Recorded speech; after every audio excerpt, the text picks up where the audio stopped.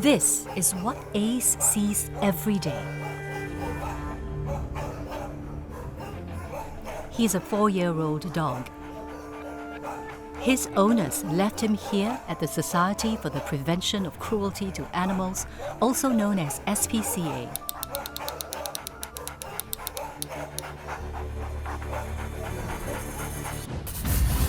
Pet abandonment often makes the news.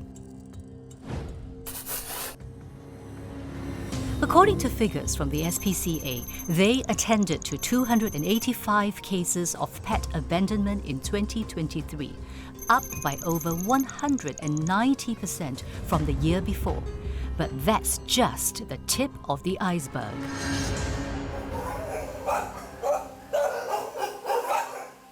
What's not reported is the number of animals surrendered to our overcrowded shelters.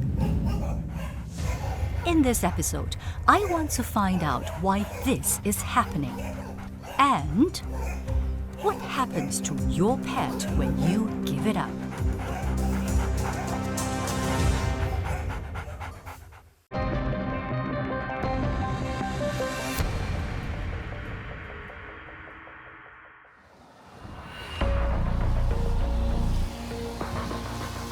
This is the Royal Animal Rescue, Singapore's only pet emergency ambulance service, which I'm told also attends to cases of abandonment.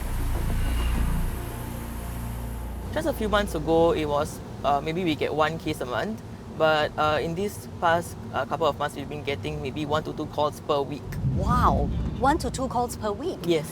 So even if it's 1 call a week, we're looking at 4 times the usual number. Yes, it's quite bad. It actually ranges from dogs to cats to even birds, hamsters, guinea pigs and rabbits as well. What was the worst case of abandoned pet that you ever attended to? We attended to a pet cat that was abandoned.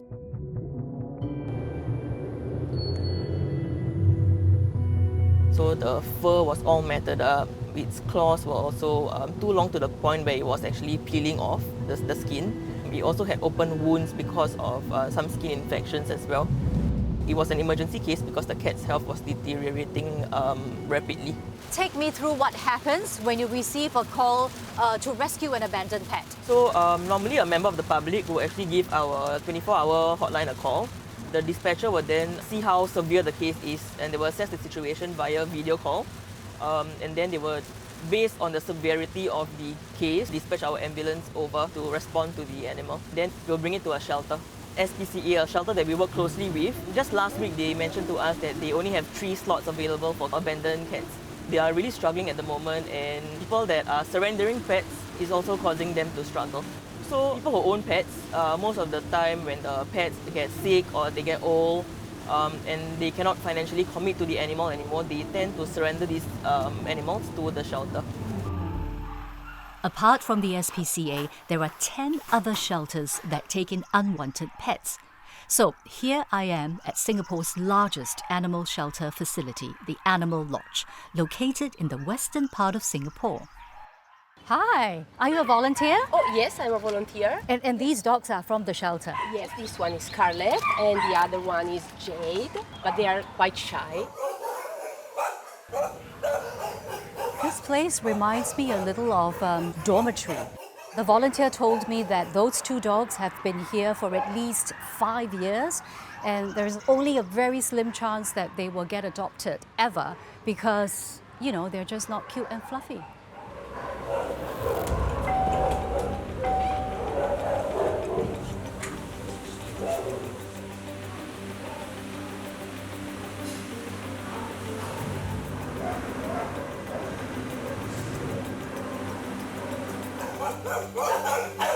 Terry, how full is your shelter now? Well, we've been at about 90 to 95% for the last 20-odd years since we've been operating.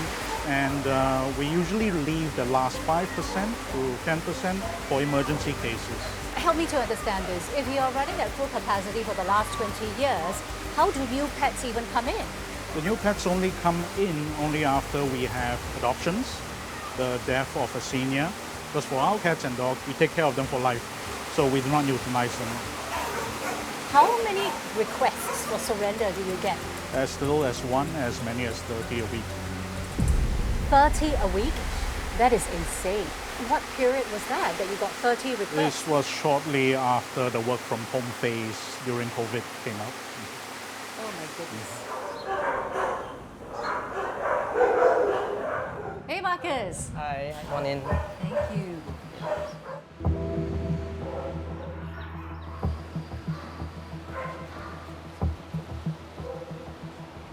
How full is your shelter now? Currently, at the moment, we have 12 kennels and we are running at full capacity. How many surrender requests do you get a week? A week, we get about 4 to 5 requests. So what happens when dog owners come in here and you are already full? We always have to turn them away. We have no choice because we are full. That is a very challenging part of what we do as a volunteer because it's very hard to say no, but it is what it is.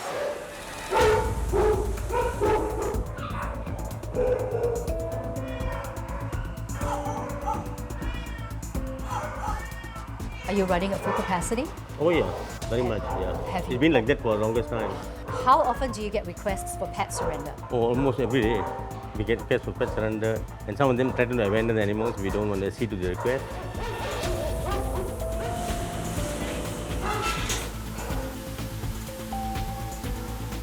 Let me guess, you are also running at full capacity.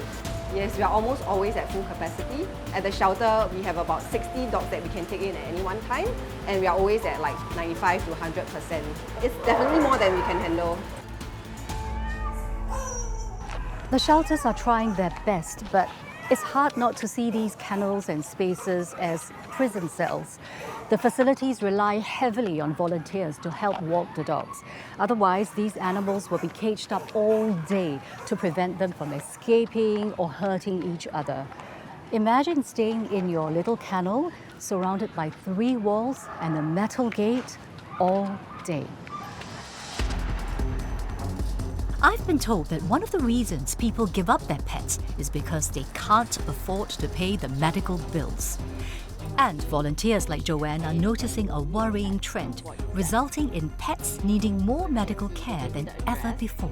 A lot of these cats we've seen, they might have health issues, some sort of genetic defects.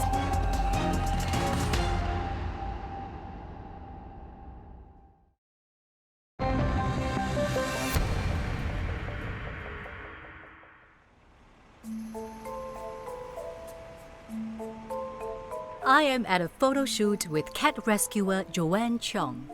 This is Marmite, he's up for adoption, so I'm trying to photograph him for his adoption pictures. She rescues strays and cats that have been abandoned. Over the past 7 years, she's managed to rehome nearly 100 cats. Marmite and his sibling Marmalade was rescued from Tuas, so we suspect that they are actually offsprings of an abandoned cat. So when an owner abandons an animal that is not rescued, in a way the problem doesn't just end there. These abandoned animals might just go off to have offspring. Yes. And then we are going to get more stray animals. Yes, because we find that usually a lot of abandonment cases, we do see that they are not sterilized. So that's how they actually start breeding. Yeah, then you'll find young kittens like this that need rescuing.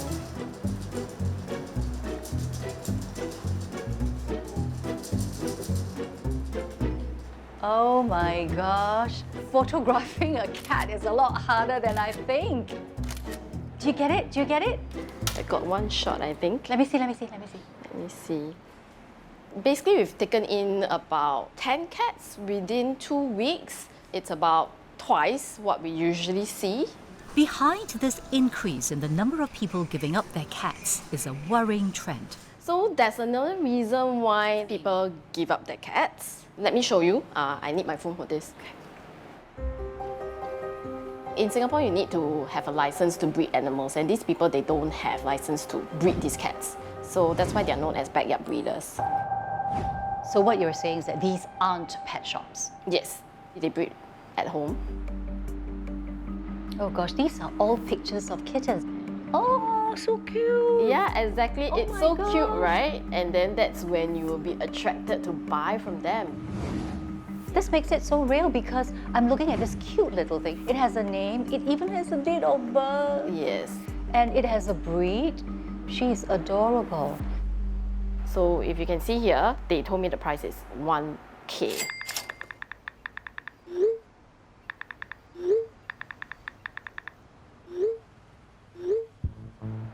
Usually the purebred cats will cost about 3,000 at a minimum. So 1K is cheap for like a purebred cat. Right. If we look further down, when I ask them where can I go and view the kitten, they won't tell me specific unit numbers, and then we will most likely meet at the void deck.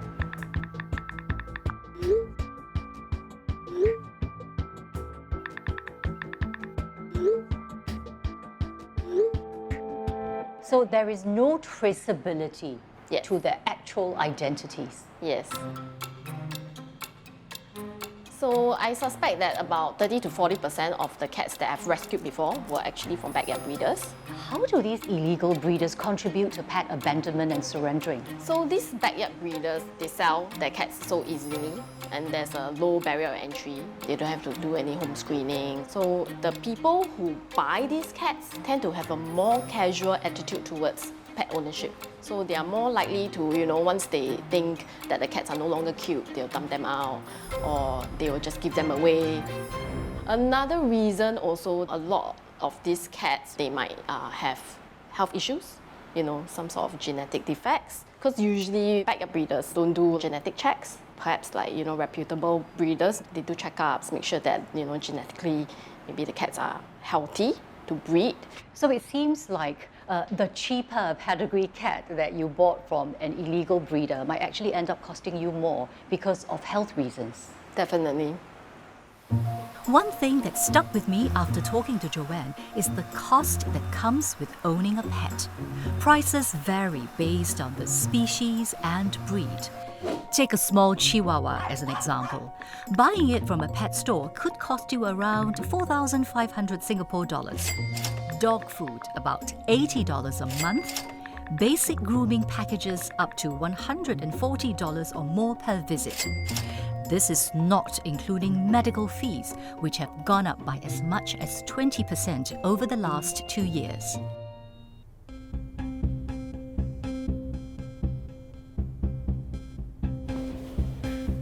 Hi, Diana. I'm treating a cat with ear infection. So for a case like this, how much is the consult as well as the medication going to cost the owner? The cost has increased over the years. So 10 years ago, for consult, the actual test and medication would cost around 70 to 100. Now it almost doubled, so it can 140 to, in certain cases, maybe near 200. Can this cost balloon, and how? I recall one moment where a dog came into a consult bleeding from the mouth, and we thought that the dog had infected tooth. We did a procedure to try to extract the teeth, but unfortunately we actually found a tumor that was bleeding instead. And the bill went up to more than 5,000. And currently the dog's actually receiving chemotherapy for the cancer, so there's like ongoing costs. When a kitten is cute and cuddly, it's very much easier and lower cost to care for it. But as the pet ages, the healthcare cost is bound to increase as well. Do you find from your experience that people start either giving up the pet or abandoning the pet when that happens? Unfortunately, there were instances where such things happen. In another clinic, there was once where a senior pet was just left at the reception and the human just disappeared. What about your clinic? Has something like this happened before, where the pet owner says, please just take my animal? Over the last 2 years, it happened 4 times. But to give the pet owner credit, they were trying to figure out other methods, and that was the last resort. So there was a cat that got hit by a car and then broke both of his back legs. The solution is to do surgery to fix both back legs. Unfortunately, it can amount to 5,000 to 6,000, and the person just couldn't afford the surgery. The very realistic view of it is that the pet will grow old, and similar to humans, as the pet grows older, there will be certain diseases we need to deal with, and good medications and good medicine is expensive. Remember Ace? This is his view from within his kennel. This is how a typical kennel looks like. Ace was surrendered by his owner because of something called food guarding behavior. This is when a pet gets protective over his food and can sometimes act aggressively towards humans. Attempts to get Ace adopted so far have failed. To improve his chances, staff have been training Ace to socialize with both dogs and humans at the shelter. Would this help him find a permanent home?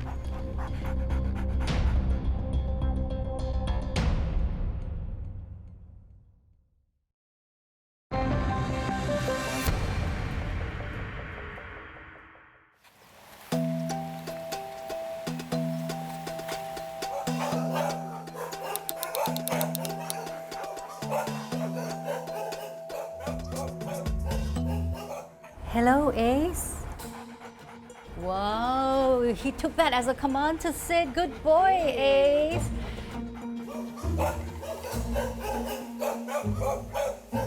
So this is Ace's morning routine. You would realize it's a bit Blair Witch Project because he gets very excited with the people that he likes. He's waiting to be let out because they've started the cleaning routine already.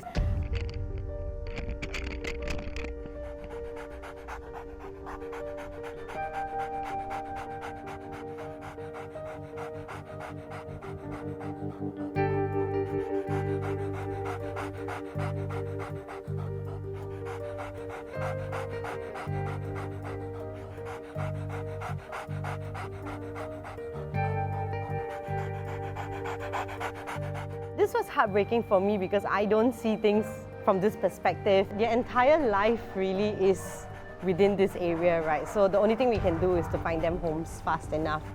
Does he have any friends in the shelter? His best friend is actually a human, which is our staff, Eiling. He adores her.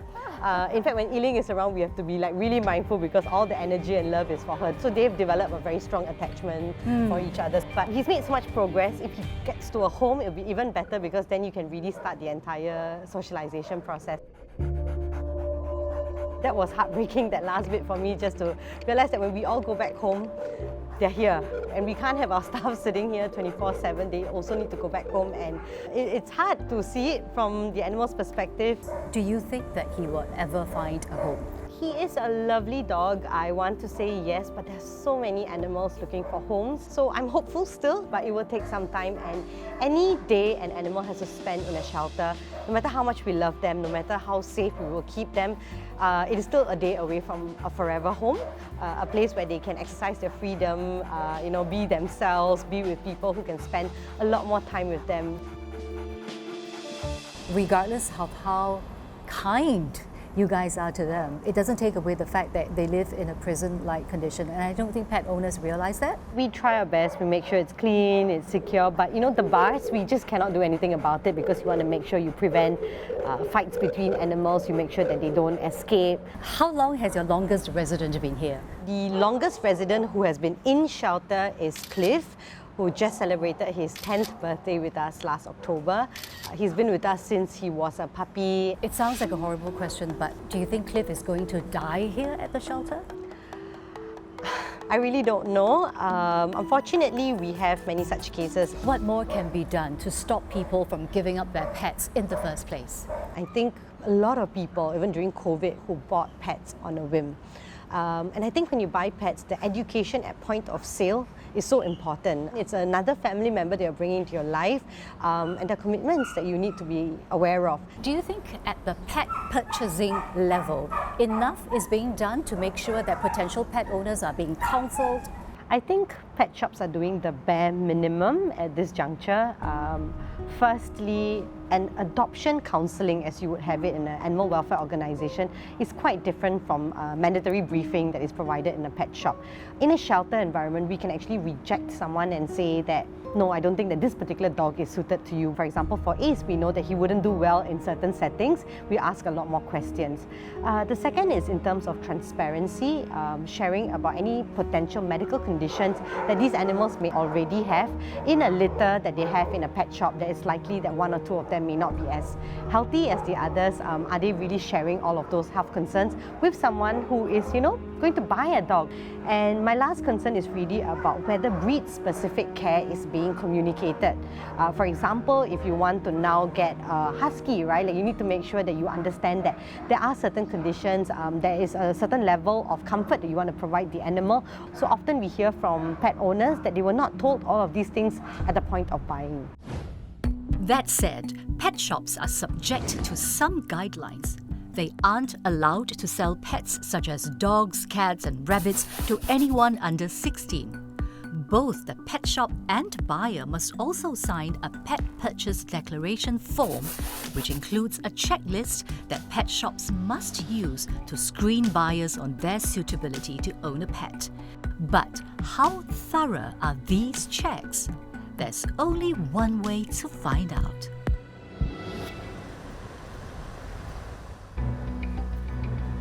We're sending in an undercover. She's Chloe, and she will be helping us to find out. Hello, 1, 2, 3.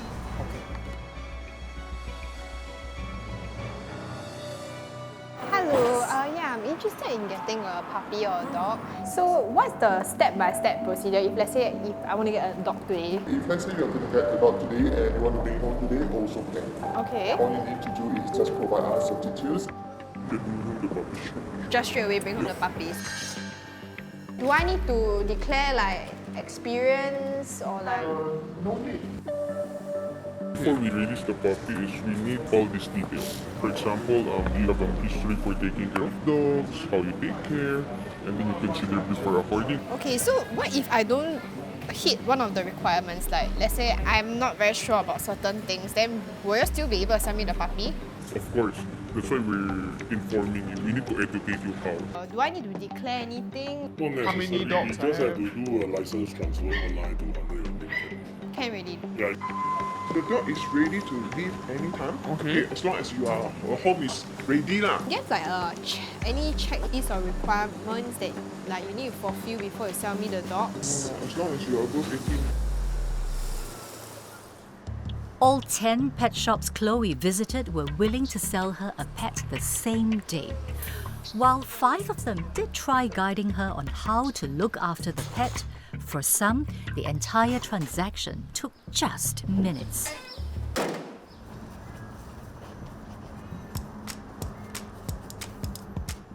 So this is Ace. He's a happy camper because this is one of his 2 walks a day.